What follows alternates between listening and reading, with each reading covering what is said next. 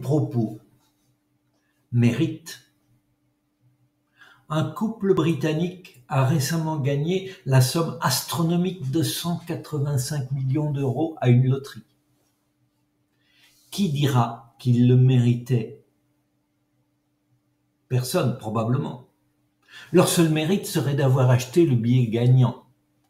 Or, même s'ils achetaient régulièrement ce genre de billets, il serait difficile de défendre que leur persévérance a été justement récompensée, puisque des millions d'autres personnes agissent de la même manière sans obtenir le même succès.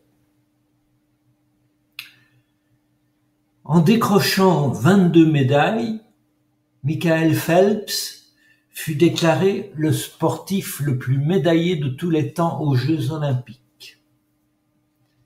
La plupart lui attribuent un immense mérite. Eh bien, je défends quant à moi l'idée que le nageur américain n'a pas plus de mérite que le couple de gagnants écossais. La chance d'une personne étant inversement proportionnelle à la probabilité d'une réussite, je pense que l'athlète a été plus favorisé encore par la fortune que les nouveaux riches de l'euro-million. Il a tiré le gros lot d'au moins 2 tombolas, sans avoir dû se donner la peine d'acheter les billets. Première tombola, juste après la fécondation, lorsque le matériel génétique d'un spermatozoïde fusionne avec celui d'un ovule.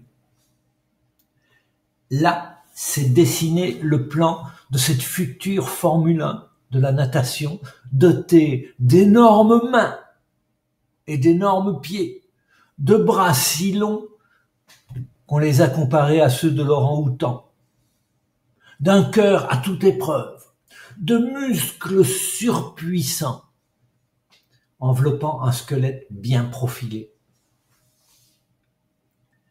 Deuxième tombola. Le vénard se retrouve au milieu d'un environnement qui favorise et encourage la performance sportive.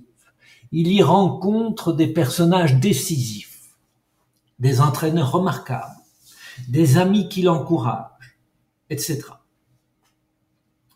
Les lots du gagnant sont plus difficiles à définir, mais n'en sont pas moins déterminants pour la vie de celui qui est né coiffé.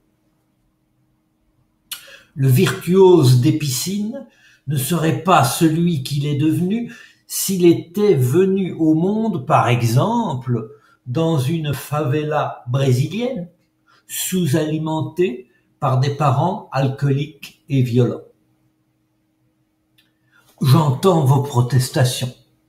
Ni l'héritage génétique, ni l'environnement ne suffisaient à faire de lui ce merveilleux champion.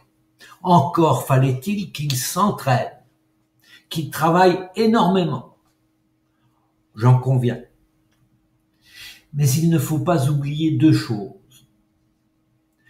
D'abord, la volonté de faire que vous imaginez à la base de tout ce travail est partie intégrante, tout comme les mains, les pieds et les muscles, de 2 tombolas biologiques et environnementales. Elle n'est qu'une propriété de l'activité de l'organe cérébral dont notre héros a été doté et qui a reçu la marque de son environnement.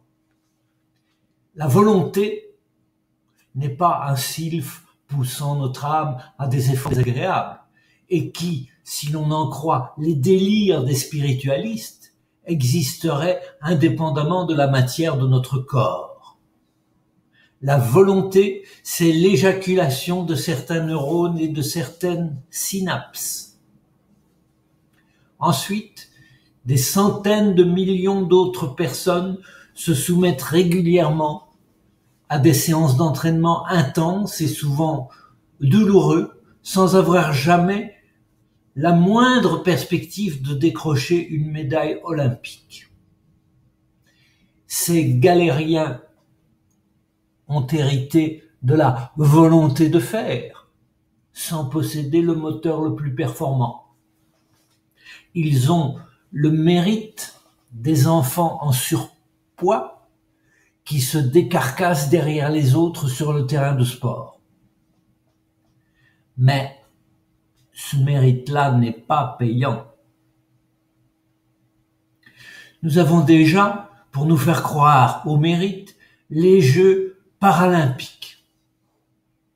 À quand les obélympiques, les Jeux olympiques des obèses? 127e propos. Le ciel. Le savoir scientifique le plus mal enseigné au monde des enfants et des adolescents est bien l'astronomie. Interrogez-les. Qu'est-ce qu'une galaxie? Une étoile. Une naine blanche. Une géante rouge. Combien d'étoiles dans notre galaxie? Combien de galaxies dans notre univers? À quelle distance se trouve l'étoile la plus proche? La galaxie la plus proche? Les collisions sont-elles possibles? Ils ne savent rien.